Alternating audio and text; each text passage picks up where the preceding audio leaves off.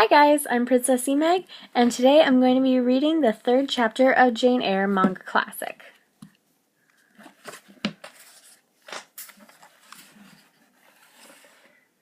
During this time, my life was uniform, but not unhappy. Miss Temple had remained as superintendent. Her friendship and society had been a continual solace. She had been as mother, governess, and lately companion. However, she married and moved with her husband to a distant country. From the day she left, I was no longer the same. My world for some years had been Lowood. Now I remembered that the real world was wide and varied.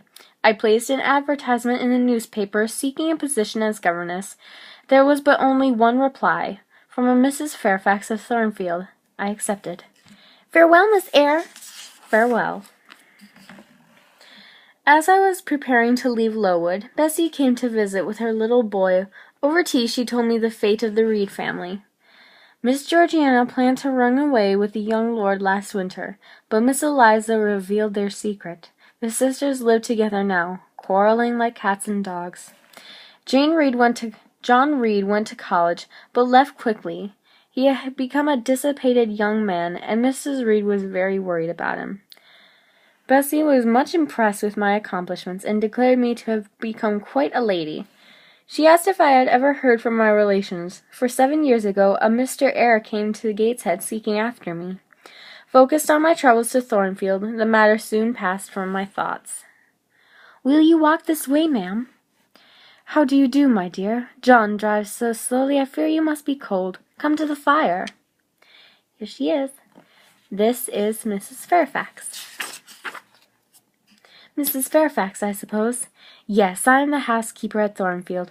Mr. Rochester, the master, is away." "Let me help you with your cloak." "Ah, that's fine. I can manage." I anticipated coldness, but she treats me like a visitor.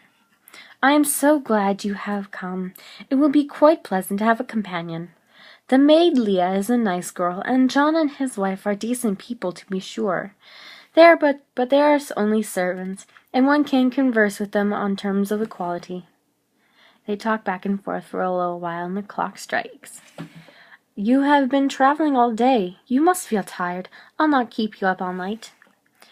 If you have got your feet well warm, I'll show you to your bedroom. It is only a small apartment, but I thought you would like it better than the large front chambers, which are so dreary and solitary." "Ah, thank you." A chill, vault-like air prevailed the halls, suggesting cheerless ideas of solitude. I found myself very grateful indeed for Mrs. Fairfax's kindness in securing me a more comfortable room. The next morning.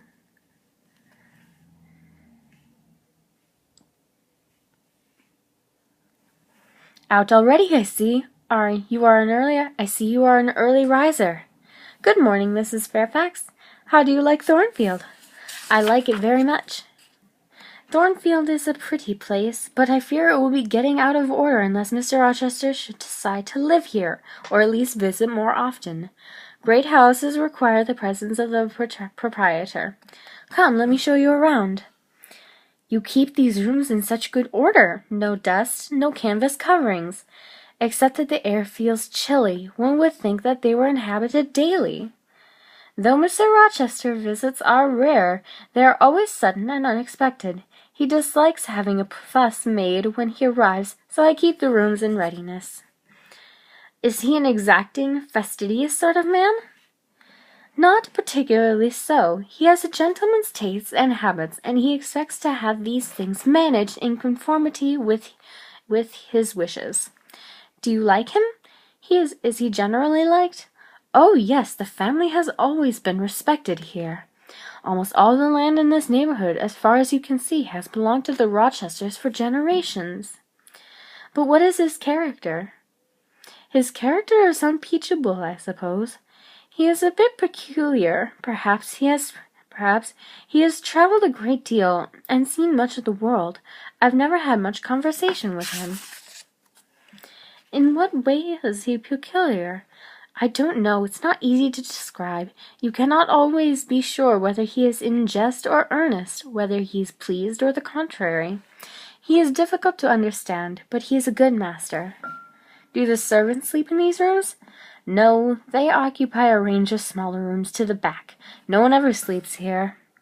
You have no ghost here, then? None that I ever heard of. Ho, ho, ho. Mrs. Fairfax, did you hear that loud laugh? Who is it? Some of the servants, very likely. Perhaps Grace Poole. She sews in one of these rooms. Sometimes Leah is with her. They are frequently noisy together. It was such a curious laugh, distinct, formal, mirthless. Grace! Too much noise, Grace. This is Grace Poole. Remember directions. Yes, ma'am. I guess it really was nothing. Have you met your new pupil yet? No, but I would like to. Good morning, Miss Adele. Come and speak to the lady who is to teach you and make you a clever woman some day, eh? Eh? C'est là ma gouvernante. Mais oui. Sophie and Adele. Side note, I don't speak French, so I am very sorry if I mispronounced this or said it wrong. Are they foreigners? They are speaking French. Adele was born in France and only arrived 6 months ago with her nanny, Sophie. Hello, what is your name? Eyre, Jane Eyre. Eyre? Bah, I cannot say it. I am to be your governess, Adele. Ah, you speak my language as well as Monsieur Rochester does. This is what she said. C'est là ma gouvernante. It is my governess. Mais oui is obviously yes. Monsieur Rochester is always kind to me. I have known him since I was little, and he always brings me presents. After my mamma went to the Holy Virgin, he asked if I would like to go and live with him in England, but he has not kept his word, for I never see him. Mamma used to teach me to sing, dance, and sing. A great many gentlemen came to see mamma, and I performed for them. I liked it. Shall I let you hear me sing now? The subject was strangely chosen for an infant singer, the tale of a girl abandoned by her lover and seeking revenge, and I thought it in very bad taste. You sing very well, but now it is time for your lessons. Oh, I wanted to dance for you too. Adele was a lively child who had been spoilt and indulged, and therefore was sometimes wayward. Under my care she gradually became more obedient and teachable. She entertained for me a vivacious, though perhaps not very profound, affection, and her efforts to please me inspired affection on my part as well. Towards Mrs. Fairfax I felt thankfulness for her kindness and pleasure in her society. When alone, I not infrequently heard Grace Poole's strange, discomforting laugh. I tried to speak with her a few times, but she seemed a person of few words. My first 3 months at Thornfield passed smoothly. Still, my restless nature made me discontent with this peaceful situation. Women are supposed to be very calm generally, but women feel just as men feel. They suffer from restraint and stagnation, precisely as men would suffer. It is in vain to say human beings ought to be satisfied with tranquillity. They must have action, and they will make it if they cannot find it. I'm actually going to reread that because that is true beyond what else I can say. It is in vain to say human beings ought to be satisfied with tranquillity. They must have action, and they will make it if they cannot find it. One day in January, Adele was too ill for lessons. I volunteered to carry a letter for Mrs. Fairfax to the post in Hay, 2 miles away. How far away Thornfield seems from here. What's that sound? A horse? I should wait until it passes. What's this? I remember Bessie's tales of the guy crash, a spirit that haunts solitary paths. Could this be it?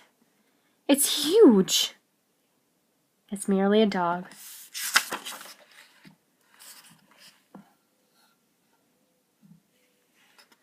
How superstitious I am being. It isn't a guy crash, just the rider's dog.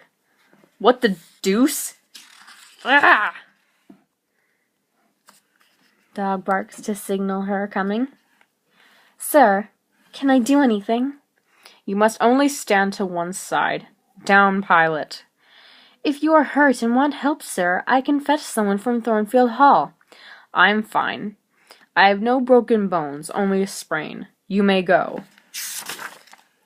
I cannot think of leaving you, sir, at so late an hour in this solitary lane until I see you are fit to mount your horse. I think you ought to be at home yourself. Where do you come from? From Thornfield, but I will accompany you to Hay, for I am going there to post a letter. The heck? Whose house is Thornfield? Mr. Rochester's. Do you know him? No, I have never seen him. You are not a servant, given how you are dressed. I am the governess. Ah, the governess. Deuce take me if I had not forgotten. He's so tall. I cannot ask you to fetch help, but you may assist me a little. Yes, sir. Try to get hold of my horse's bridle and lead him to me. You are not afraid? She's not afraid, but she can't get the bridle.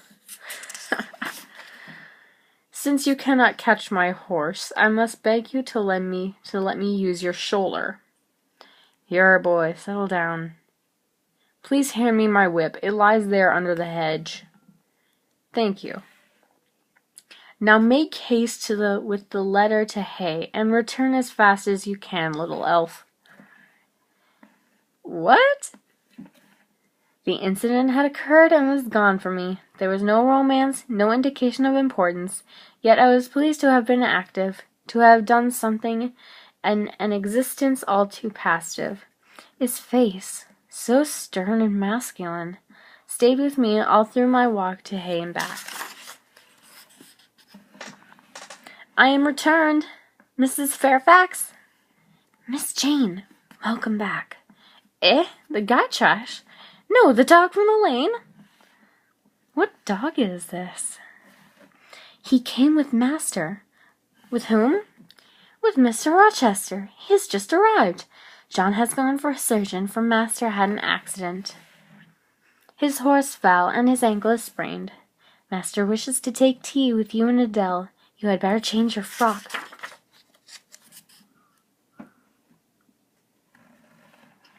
So it is you, little elf. You had the look of another world. Were you waiting for your people, sitting out in the woods? For whom, sir? For the men in green. It was a proper moonlit evening for them. Did I break through one of your fairy rings, that you spread ice on my path? The men in green forsook England 100 years ago. You'll find no trace of them any more. And that is the end of chapter 3. Thank you guys so much for watching. If my attempt at French accent was offensive, I'm sorry. I'm American. I don't know, and I have never been out of my home country before, so I don't know what a proper French accent sounds like. I just love messing around with accents, and as Adele and Sophie speak French, I thought a French accent would make a fun little added addition to it. But thank you guys so much for watching. If you liked the video, then click the like button, and if you haven't already, then subscribe, and I will see you in the next video. Bye!